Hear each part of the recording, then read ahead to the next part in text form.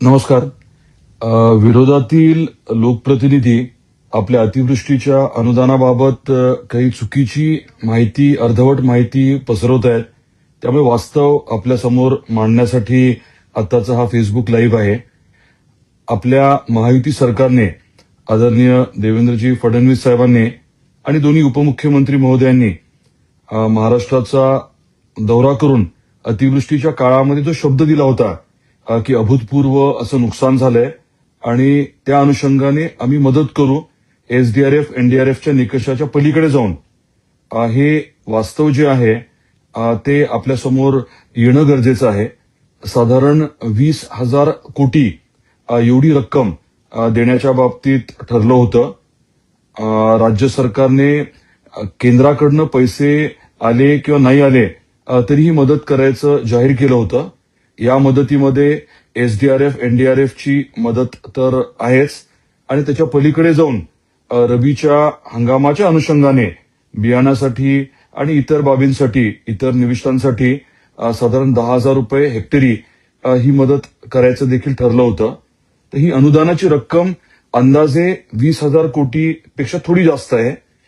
त्यापैकी 14,000 कोटीपेक्षा जास्त रक्कम ही प्रत्यक्षात शेतकऱ्यांच्या खात्यावरती जमा झाली आहे. आता हे जे लोकप्रतिनिधी आहेत ते आपल्या आपल्या जिल्ह्याची माहिती न घेता किती हजार कोटी आलेत याची माहिती न घेता काही गोष्टी बोलतायत.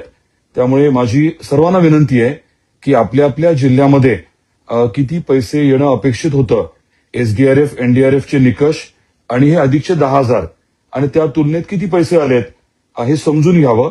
20,000 कोटीपैकी मी म्हटल्याप्रमाणे साधारण 14,000 कोटी रुपये हे वितरित झालेत आणि ज्या त्या शेतकऱ्यांच्या खात्यावरती हे 14,000 कोटी रुपये आलेले आहेत. त्यामुळे आता उदाहरण द्यायचं म्हटलं तर सोलापूरमध्ये साधारण 1,600 कोटी रुपये येणं अपेक्षित आहे.